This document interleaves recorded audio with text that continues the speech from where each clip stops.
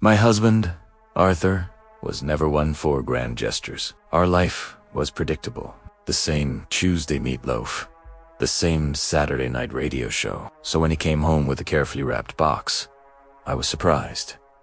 And then I opened it. It was an apron, a beautiful, impossibly pristine white apron, trimmed with lace. "For you, my dear," he said, his smile a little too wide. "A reminder of your place."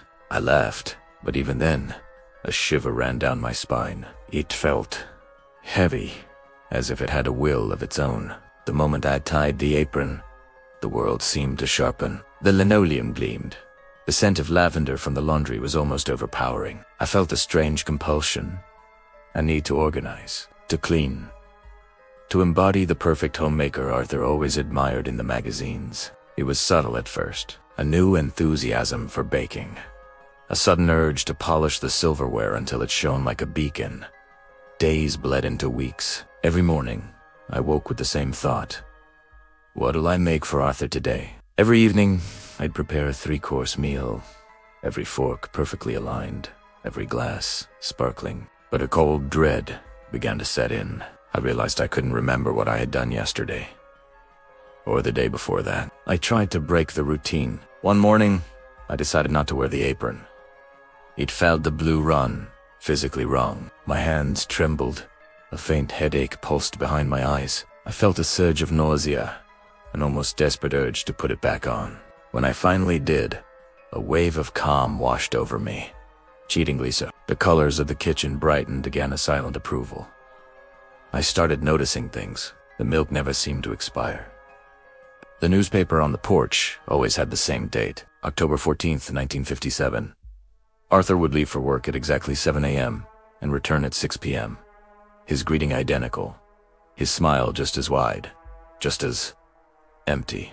I was trapped.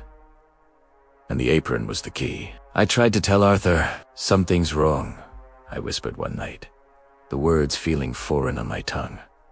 "We're stuck in a loop." He just patted my hand, his eyes distant. "Nonsense, dear. Just a little too much daydreaming. Now, pass the mashed potatoes." He hadn't heard me, or perhaps he couldn't. I started noticing the eggs in the apron's pockets. I tried to remove them, to examine them. Tea felt warm, pulsing. Whenever I touched them, a static shock jolted through me, filling my mind with fragmented images.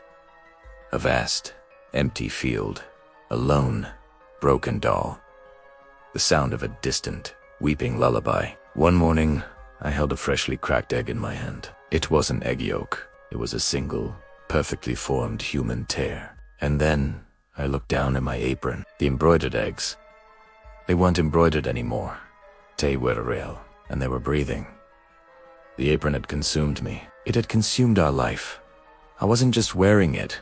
I was another perfect, disposable homemaker in an endless, immaculate loop. I tried to scream, but only a polite, cheerful hum escaped my lips. I opened the pantry door, ready to arrange the cans, and saw not shelves, but an endless, dark void. They say ignorance is bliss.